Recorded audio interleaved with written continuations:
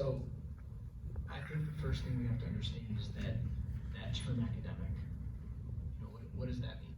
Are we talking about preparing the student, the portion of our student population that needs to be ready for higher education? Are we talking about that term in a different way for a different population of students? But I think to really answer your question, I think I'm going to make the assumption that the intent is academic rigor from the sense of we have a lot of students in the school district who we know are going to go off to all sorts of higher institutions of higher learning, and how we can help them be prepared. So if you intended it in a different way, I apologize, but that's the way I'm going to take it.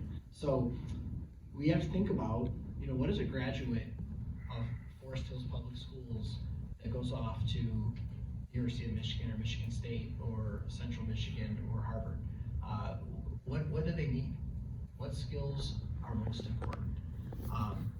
And that's what we're striving for. It doesn't necessarily mean that we need to offer so many AP classes that we have students who could take them every period of the day for their final 2.5 years of school. But we need enough of them to meet the needs of our students. But we also need other classes as well.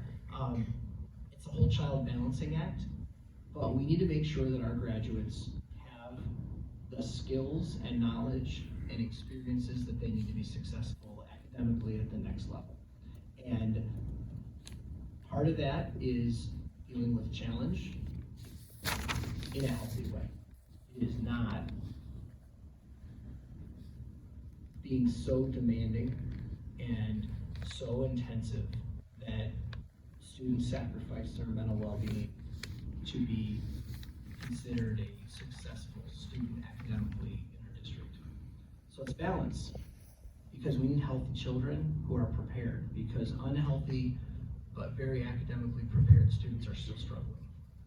And I think if we talk to administrators in our universities, they will tell us that. Had a conversation with an administrator at Michigan State, and he was telling us that exact challenge, that they see this on a regular basis. I'm imagining it's probably even worse at the University of Michigan. But that balance of challenge and health is what we're looking for. So I think that's my answer, is it's balance. Give you a moment to drink some water and say, I appreciate that you really would take deep consideration to the definition of what academic rigor might mean. It makes me wonder, how do you stay current with educational trends, research, and best practices? And how do you foster a culture of innovation within the district? Which is on page 2, thank you. Could you read it one more time? Buying me a little time. Yes, bring it up. Okay, so how do you stay current with educational trends, research, and best practices? And how do you foster a culture of innovation within the district?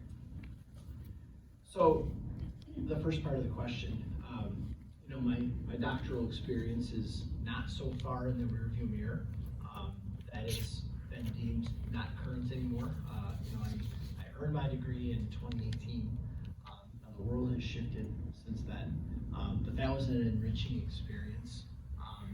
Certainly very much equity themed, but that was a great experience to be very current, But as time goes on, that's not enough.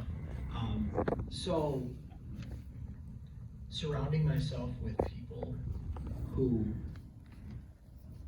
their daily life is about instruction, and only a portion of the superintendent's role is directly about instruction. There are so many other challenges that, when I was in Novi, I was fortunate enough to share an office with my good friend RJ, who, lived it every day, and we would carve time.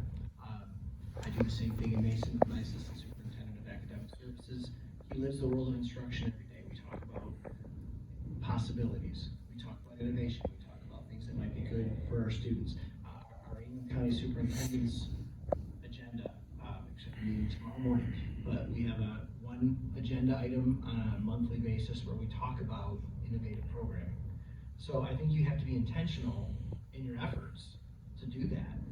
You have to make it a priority, and I love when I have the opportunity to talk about instruction and to talk about innovation, to talk about what's happening in other districts. What are they doing that maybe we should think about, or maybe we should think about and decide it's not for us.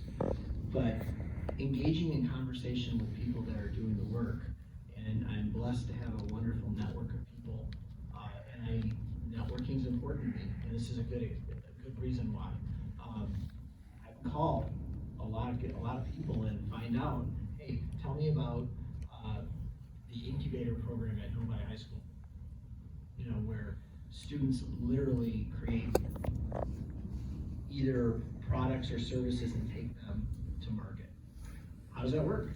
What's happening with the students that go through that program? What's that experience doing for them as they move forward? That's just one example.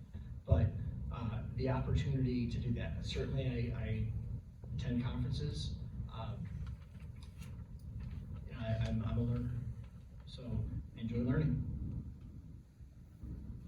Thank you. So CJ mentioned we are facing a structural deficit. We have some tough decisions to make, and it's not fair to put you on the spot and say, so what would you do? But we looked a little bit at what you've maybe been doing, where you're at, and if we're wrong in some of what we discovered, could you share some of your strategy or how you arrived there? It looks like 2019 and 20 showed operating deficits, followed by surpluses in 21 and 23. Fund balance went from 13% to 21%. December budget amendment then shows a $700,000 deficit. Little background for the changes, is there a big plan? And if you can factor it in, a lot of us seem to want to solve some of the problems with school and choice kids, and it looks like Mason might be on an upward trend, 10 to 13%. So some new stuff for us, if you don't mind sharing some of your thoughts and strategies. So just a general response first. So a lot of those budget fluctuations, and I don't think that I can speak to anything prior to 2022. But I would say that, and I think this is true of every school district, we're all in the process of weaning ourselves off of COVID-related funding that is about to dry up. And, you know, when I say we, I'm talking not just about any particular school district, but pretty much every school district, added a lot of programming, utilizing funding that is not going to be here for long.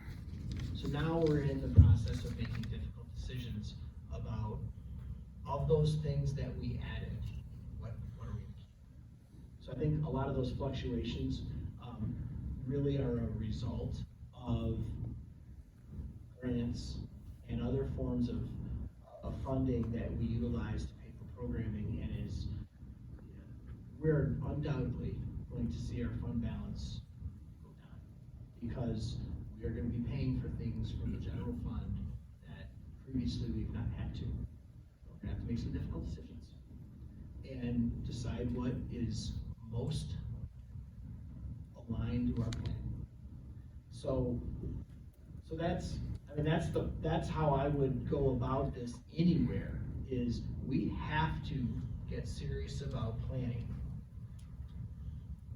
We have to decide what's most important. And then we have to make budgetary decisions that are based on those priorities. And that can be painful. So unfortunately, that's the reality that we may find ourselves in. I think that's, if we talk to our finance people, I think, almost universally, that's what people see in the near future. So how are we going to plan for that? And it goes back to an earlier question about making short-term decisions and long-term decisions. Well, I think we need to plan for those long-term decisions pretty quickly, because those are, and I don't pretend to fully understand the finances of Forreston's public schools, on March 19th. But it's pretty clear there's a structural deficit. I can imagine some of the reasons why. Not that I know them, with confidence, but I can make some pretty good assumptions, and I think that process of having to prioritize is a likelihood.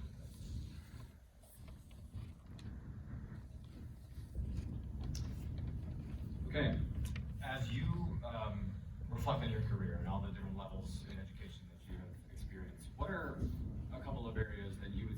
still focused on your own improvement or areas where you focus your own professional development now? It's my favorite question of the night. So, as my roles have increasingly grown throughout my career, I find that I become further from instruction. So, first I was a teacher. Instruction was my world. I was a high school English teacher. Then I was a middle school assistant principal, and I was blessed to work for a principal that allowed me to be an instructional leader, in addition to the management part of my job, which was also big. I was an elementary principal and built systems. I was blessed to be an elementary principal in the early days of RTI and MTSS, and over an 8 or 9 year period, just built systems that supported learners that I was incredibly proud of. And then I became an assistant superintendent, supporting teachers and administrators, but in a different way. And I had to find ways to stay close to instruction. I talked about my colleague already, and I was fortunate that he was right on the other side of my office wall. And, you know, it's a priority for me to be engaged in conversations around instruction. So that's an area where I have to make sure that I always find time to prioritize, because even though there are so many other things to do in my job, this is really about students, and our primary job is to take care of children and to educate them. So, instruction, that's my first answer. Did you ask for multiple examples? If there's a couple that come to mind. Sure. I would also say keeping current with safety is another focus area.